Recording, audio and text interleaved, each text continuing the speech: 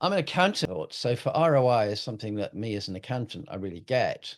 But I also know, wearing my marketing hat, that it's actually a really difficult concept to explore when marketing is all about investing in the future, because we accountants like looking backwards into the past when we're doing our ROI. So whilst, yeah, we can obviously think about maybe what's the costs involved, to actually measure the return against those costs, given that's in a probably different time period, is very, very challenging. And I think a lot of accountants don't get that. They think that marketing can work the way they do. So um, I think the real point here that I'd try to make is we're talking at value. What's the value that we as marketers can bring?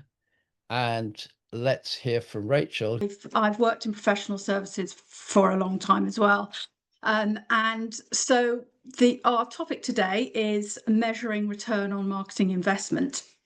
And I think it's fair to say that it's probably a regular source of anxiety and challenge and scrutiny for marketers in professional service firms. So I'm going to cover three things today.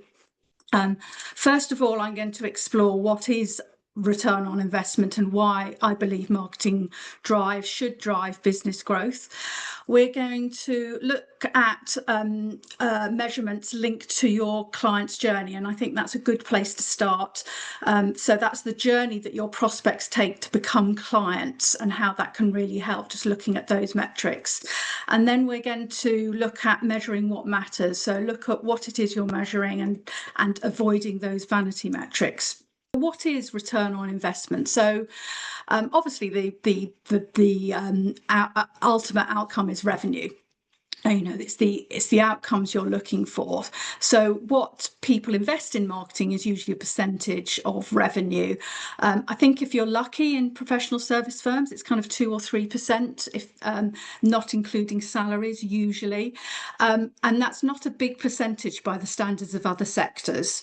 Do you have an example of a dashboard, or can you suggest software or somewhere to see what a good dashboard looks like? It's a really good question. When I first started thinking about dashboards and kind of thinking, what are the success metrics? What are the kind of things that are going to show some return on investment, like the things that I shared, like revenue, like customer lifetime value? What I did was I actually set it out on an Excel spreadsheet and had kind of different boxes for those different metrics. Some of it was quite easy, like revenue is quite easy to do. If I can add to that, there's a wonderful saying, which isn't mine, but I adore, which is, for all my business failures, I had amazing spreadsheets. Um, and what you will find in talking to your finance, I wouldn't go to the FD. I think that's too senior. I'd go for somebody more junior, more perhaps your level within the finance team. They love these spreadsheets and dashboards. That's their skill set. So see if you can persuade them to do some of the heavy lifting for you, because they will know more or less what they're looking for as well. So it's a great place where you can collaborate with someone at your level within the firm, who will actually be really happy, because they will be wanting to learn a bit more about what you do, because that helps them in their job. I thought it was great that you managed to take us at the one level from what's going on at the board level, what's important to the board, and then how the finance director, where they come from, and then how can we take something that the client journey, which is so intrinsic to what we do, and where many of the metrics arguably don't really directly add to ROI, but without that activity, there will be no ROI, or rather the Yes, ROI will be pitiful. And that the challenge is then making sure that we are judged as marketers for the right metrics, not for the wrong ones.